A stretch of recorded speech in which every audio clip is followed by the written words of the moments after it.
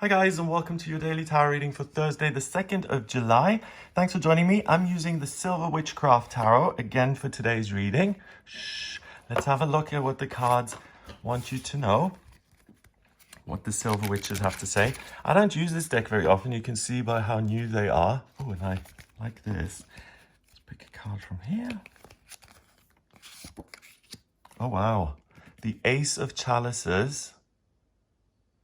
And so beautifully done.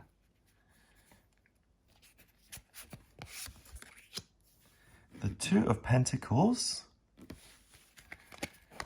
And finally,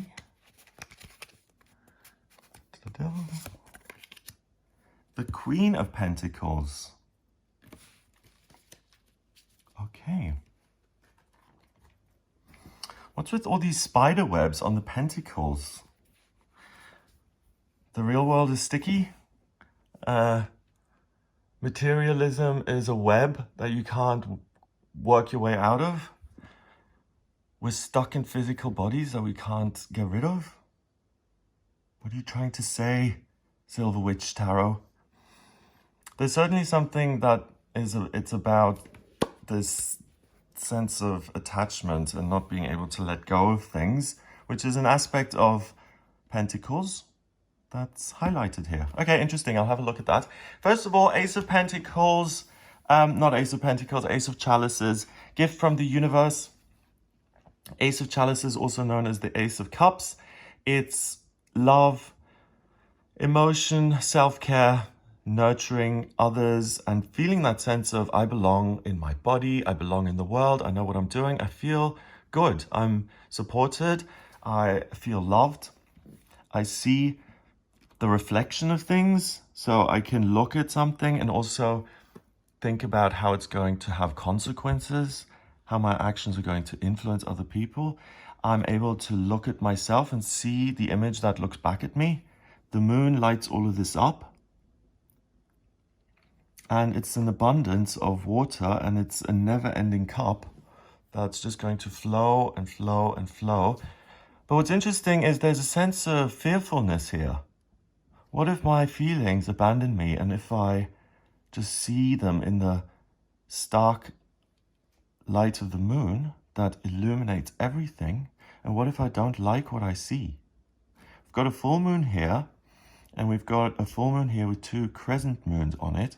Now, I asked about the symbol yesterday. Thanks for the feedback, guys. It is about the maiden mother crone, the cycle of femininity, as it's often described in Wicca or paganism. And when you look at your emotions, you see more than the eye does. So by looking at things with your other eyes, your spiritual eyes, it may feel a little daunting, it may feel scary, but it's an insight that you shouldn't dismiss.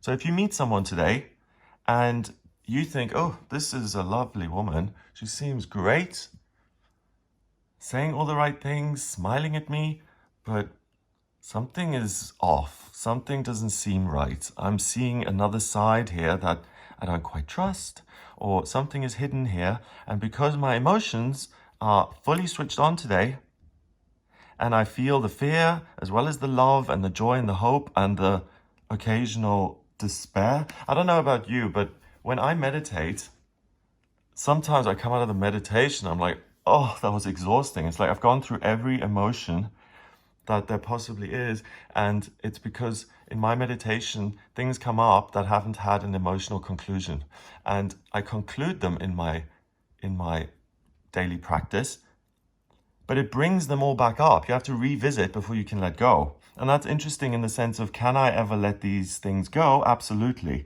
You're not in an endless loop. The Two of Pentacles is about handling the physical world and constantly being busy, juggling things, and being up and being down, and having to look at how you can adapt and reinvent yourself and change down to up to down and left to right, and taking care of other people in the process and yourself, and being out in the cold, having no sympathy, and having to do it for yourself. So it's really about the onus of responsibilities on you. So with your second sight, you're able to see what's going to bring you up and what's going to bring you down. So also, you're vibrationally aware of what the future will hold if you get involved with a person, a place, or a thing that does make you feel a certain way. It will show you that, let's say, the woman who smiles at you but doesn't really like you, you'll get a feeling that if I sign this work contract with this woman who's promising me all these wonderful things and these great job opportunities that she's going to help me attain because she likes me so much and she thinks I'm so brilliant, I get the sense that none of that is ever going to come true. And why am I feeling that? Because nothing she said has been a red flag. So why am I feeling that? If you're asking yourself that question, please trust your feelings. Your feelings are your second eyes in this situation. And today you have your sixth sense heightened and really, really powerful. The full moon is a time when we really get in touch with our feelings. Have a look at the video on the eclipse that I did for the full moon eclipse that's happening this weekend on the 5th of July in the United Kingdom. It's on the 4th of July in the States. It may be a build-up to that, but you certainly are getting all of the intuitive powers of the moon early, and that will help you maintain your existing circumstances. So with that extra information, you can influence your circumstances to bring them up, and you don't need to unstick yourself from the circumstances. Instead, you can stay within the confines of your environment and improve it through your physical actions. Remember, the pentacle is a symbol that actually says mind over matter. There's nothing but spirit. You've got the pentacle at the top, that's spirit. Earth, air, fire, water. Those are the other 4 points. And spirit is above the 4 elements because spirit manifests the 4 elements. If you feel fire in spirit, you'll be able to manifest fire in your life. And the little bunny rabbit, that could be a symbol of immature action or the inability to take independent action, and feeling like you're constantly stuck in this loop of sleep, wake up, drive to work, work, go home from work, eat, sleep. You are able to see that pattern because you're extra eyes, and you're able to make the best of the existing pattern by growing up and taking big bunny actions, okay?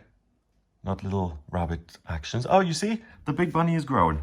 And we've got a little gnome, and we've got one of the ugliest crowns I've ever seen. Sorry, Queen of Pentacles, but that is not pretty. And the tree mimics that pattern in a way. It also seems kind of knotted and rooted.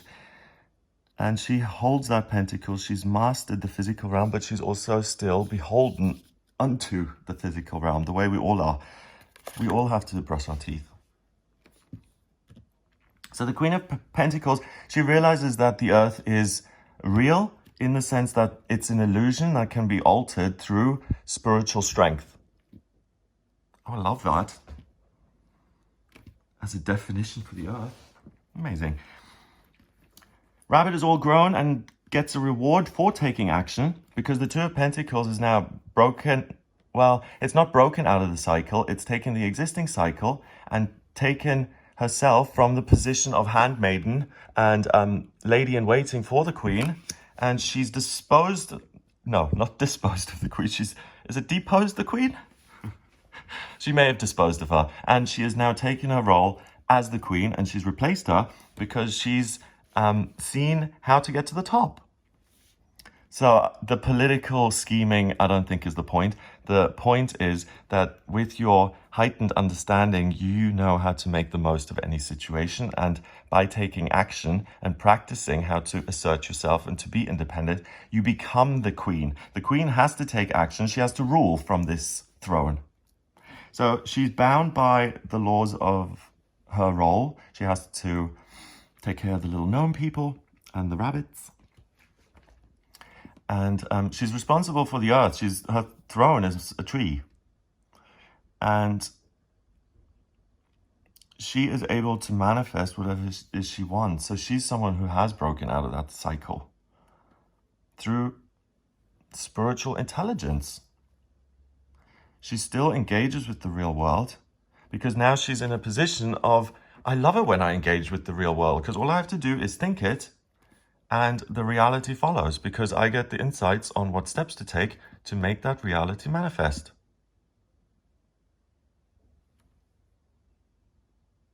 Wow. So really, all you need to do today is say, universe, thank you for the extra pair of eyes. I'm willing to use them to see truths and patterns in my life that I have not been aware of. That will feel a little scary, but it will also feel exciting and amazing. I heard this amazing story. A guy's at the doctor's office and he picks up a magazine and it's an article about the life of the lobster. And he goes, I don't care about the life of a lobster, but I'm interested. So he reads about it, and it turns out that the lobster is this mushy little animal, and it lives in an exoskeleton that's hard and that doesn't change. And the way the lobster grows is by finding some protected rock-like formation shelter where it can crawl into and be protected from all the predatory fish. And there it discards, same way she has discarded the queen, it discards its shell and produces another one. And it only does this when it gets so big inside the shell that it becomes uncomfortable. Then it goes under the rocks, sheds the skin and grows a new one, which it then grows into until it becomes uncomfortable and has to do the same process again. And that means the only way you can grow is through discomfort. And in the story, he says, if the lobster had a doctor, it would never grow because it would go to the doctor and it would get a Valium and a Percocet and it would never be uncomfortable, it would never grow. So sometimes you have to be aware of what's going on and what could be better so that you can discard your shell and build a new one, even if it looks unpleasant. So don't worry if you have no taste. I'm kidding. It doesn't matter. What matters is that you make that vision that you have in your mind, what you think is art and beauty, and you realize that. And that's the way you create a new exoskeleton that you can be comfortable in and that you can grow in. Okay? Number-wise, we've got a court card. No, we don't. Yes, we do. We've got a court card. That's one. I can't recognize this for some reason. I call it the Ace of Pentacles, and it's a court card. So even if your eyes are blinded by the real circumstances, make sure you tune into yourself and say, what's the truth here? What is the truth? And you can do that by just sitting quietly, closing your eyes, or while someone's talking to you, you just come into your own awareness and you say, okay, I'm listening, I'm hearing them speak. How are they making me feel? What are the vibes I'm getting? So take those into account on top of what you're being told, because it's up to you here to find a way to kind of work your way into the best position you can be in. So Courts card is one, Ace card is one, that's two. And then we have another two, which is 4. 2 and 2 is the 4 of Wands. It's a wedding, it's a celebration, it's a new doorway. And 2 is a relationship. 4 is structure and stability. The relationship you have with yourself will open a doorway for you in your mind's eye through knowledge and understanding that you can then walk through into a happier future. And 4 is longevity, permanence. It's the Emperor. It's Saturn in astrology. And it means that you're building something here that's going to last you a while. So you can work your way in a position, work your way into a positive position that you're very pleased with and that you can stay in for a significant period of time. So it's really important to ask yourself, what do I feel? What do I want? What's my agenda? Instead of saying, yes, sir. Yes, ma'am. Whatever you want. Have an amazing day. If you would like a personal reading with me, please get in touch via my website. It's gregoryscott.com. On the front page, you'll see a book your readings button. Click on that to order your reading with me. I use the tarot, astrology, and numerology in my personal readings. I draw up your astrology chart by using your place of birth, date of birth, and time of birth. If you don't have the time of birth, then get in touch via the website to order a chart rectification. That's a process where I work out your time of birth, and that then gives me an accurate chart. By looking at that and the tarot, I can see what's going on, what your life purpose is, vocational aptitudes, what's coming up in future, when a good time would be to move or to change jobs, or when to really start pursuing your life purpose, or what the better position in your life could be, or a new circumstance which is a little bit shinier and more glistening and gorgeous. It's like a glow up, isn't it? She's pre-makeup, she's after makeup, even though both of them aren't wearing makeup. Her hair's whatever. She just looks like she's in it and kind of struggling a bit, and she's in the summer, the snow's gone, the rabbit's all grown up, and it just seems like a much happier, chill time. So what's difficult in your life that you can make easier on yourself? And ask yourself that, and then realize that it's something that can be a permanent reality. So hooray. Yes, have a lovely day. Get in touch via the website. If you like this video, then give it a thumbs up, please. Share it online and subscribe to the channel. And I'll speak to you tomorrow.